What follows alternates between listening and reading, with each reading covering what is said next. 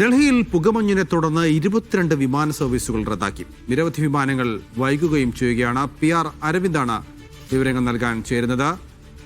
അരവിന്ദ്, ഡൽഹിയിലെ പുകമഞ്ഞ് വല്ലാത്ത തടസ്സങ്ങൾ സൃഷ്ടിച്ചുകൊണ്ടിരിക്കുകയാണ്. റോഡ് ഗതാഗതത്തിൽ പോലും വലിയ പ്രതിസന്ധി സൃഷ്ടിക്കുന്നു. അപ്പോഴാണ് വിമാനങ്ങൾ ഇത്രയേറെ റദ്ദാക്കേണ്ട അവസ്ഥയിലേക്ക് കാര്യങ്ങൾ എത്തിയിരിക്കുന്നത്. എത്രത്തോളം ബാധിച്ചിട്ടുണ്ട് വിമാന സർവീസുകളെ പുകമഞ്ഞ്?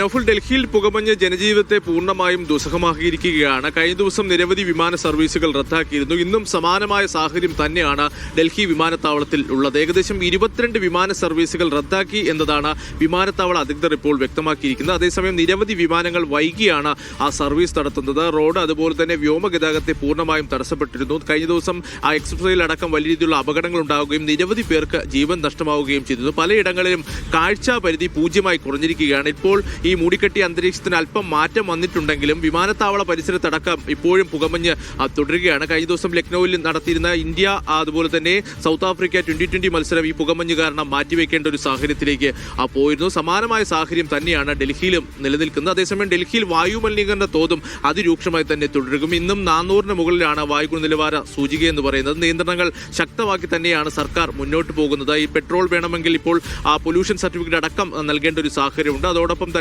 വർക്ക് ഫ്രം ഹോം സംവിധാനവും നടപ്പിലാക്കിയിട്ടുണ്ട്. 50% വർക്ക് ഫ്രം ഹോം സംവിധാനം നടപ്പിലാക്കിയിരിക്കുന്നത്. അതോടൊപ്പം തന്നെ 5ാം ക്ലാസ് വരെ ഓൺലൈൻ ക്ലാസും ഇപ്പോൾ ഏർപ്പെടുത്തിയിട്ടുണ്ട്. പക്ഷേ ഇത്തരത്തിൽ നിയന്ത്രണം ഏർപ്പെടുത്തുമ്പോഴും വലിയ രീതിയിലുള്ള പ്രതിസന്ധി തന്നെയാണ് ഡൽഹിയിലെ ജനങ്ങൾ അനുഭവപ്പെടുന്നത്. കാരണം ദീപാവലിക്ക് പിന്നാലെയാണ് ഡൽഹിയിൽ വായുമലിനീകരണം രൂക്ഷമായി വലിയ പ്രതിസന്ധി ഉണ്ടാകുന്നത്. പക്ഷേ അപ്പോഴൊന്നും ഒരു നിയന്ത്രണങ്ങൾക്ക് ഡൽഹി സർക്കാർ തയ്യാറായിരുന്നില്ല. പ്രതിപക്ഷത്തിന്റെ ഭാഗത്തു നിന്നടക്കം ശക്തമായ വിമർശനങ്ങൾ തുടരുകയാണ്. ശൈത്യകാലം കൂടി കടുത്തപ്പോഴാണ് പുകമഞ്ഞ് കൂടി ഡൽഹിയിൽ ഒരു പ്രതിസന്ധിയായി ഇപ്പോൾ വന്നിരിക്കുന്നത്. നൗഫൽ.